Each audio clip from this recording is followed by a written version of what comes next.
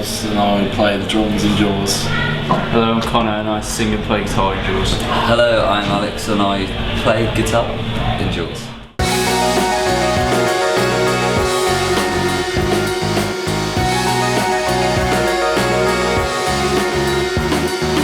The tour has been very good so far.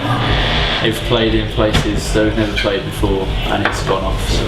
Brighton, Exeter and Leicester, they're all pretty standout gigs for being like pure mayhem sort of in the crowd. Yeah. Really got almost borderline dangerous. We're in the borderline? Borderline, we're actually inside the border. They got really excited because we start with Surround You in our set now. It's just bam.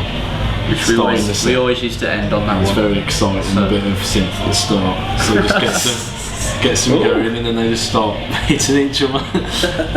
Oh, happy noises. We should really encourage them not to do that. The whole B-Town thing, it's not a genre at all. It's more to do with what's going on in Birmingham. It is more of a fashion or media as well. Fashion, it's like a media movement. Yeah, sort of thing. It's like it was made from I don't know. It was a label they used to describe all these bands coming up in Birmingham right now. A lot of bands aren't just playing gigs in Birmingham because of this whole B-Town movement, scene, genre and everything.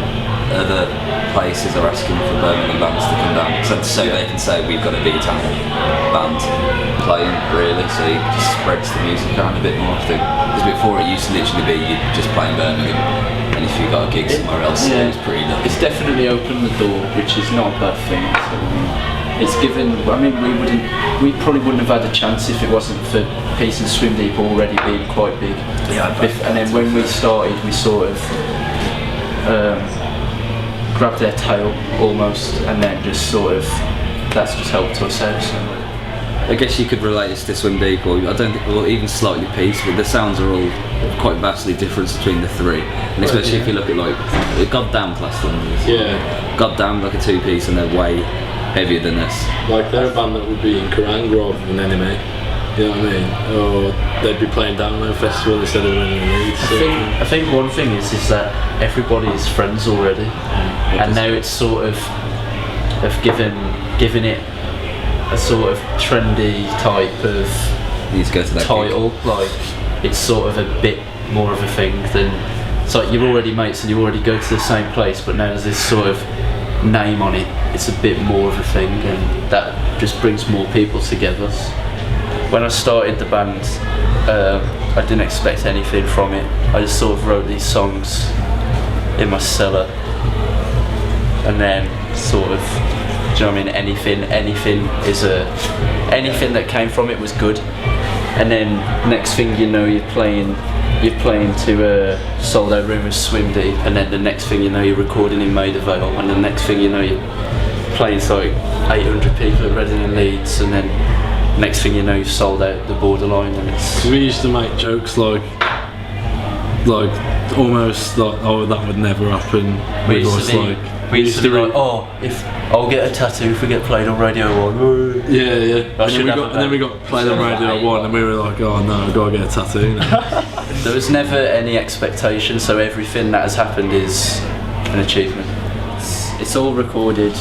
We're going to start mixing it tomorrow and then hopefully finish it end of February.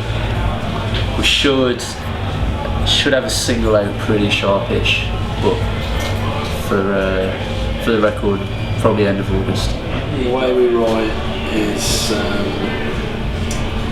usually Connor will demo some stuff at his house. He's got all some microphones and we've got all the gear in the garage anyway. So he'll just come up with a riff and demo it at home and just do some makeshift sort of drums to give an example of what the song's going to be like, and then we just listen to it, sends it over Facebook or something, and then we go into the garage and just work on it for about how long it takes to write. 15 minutes. Yeah, sometimes 15 minutes, sometimes it's 15 weeks. We practice in my garage, and I think one of the best ways to describe it is you can hear the garage. I don't know, that it makes sense to me. It's sort of a bit moodier and a bit grittier, and there's still like the sort of echoey synths and the pop sort of skeleton to the songs structure-wise, but a lot more. It's a step in a different direction for us, I think. I think we're more mature. Yeah, without saying mature, it is a bit more mature, I guess. The recording went well, because like we were in there for like 4 or 5, pushing a week in the same studio before we actually started recording. Like, so in terms of like how quickly or how well or how much time was spent on it, literally like Ed just chained out every single drum track in a day, which we were expecting to take 2 to 3 days or something. One take each, that's what it's called. One take each. Yeah. All the bass was done in half a day. Like, I was in bed expecting to have the day off, thinking I was going to come in tomorrow and do all the guitars, and come home like, oh yeah, you need to come start doing your tracks.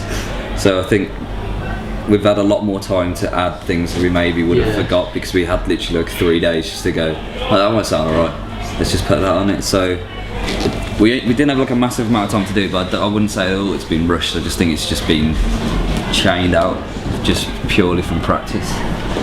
We made sure we were really well rehearsed before recording, so that, because we knew we only had I think it was 8 days to do the whole thing when recording started, so we booked like 4 days of, there's 4 or 5 days of just straight practicing, and we were starting at like 9 o'clock in the morning and finishing at 9 o'clock at night, but by the end of it we knew the songs in and out, exactly how they needed to sound. It wasn't stressful at all, basically. It was really easy to do.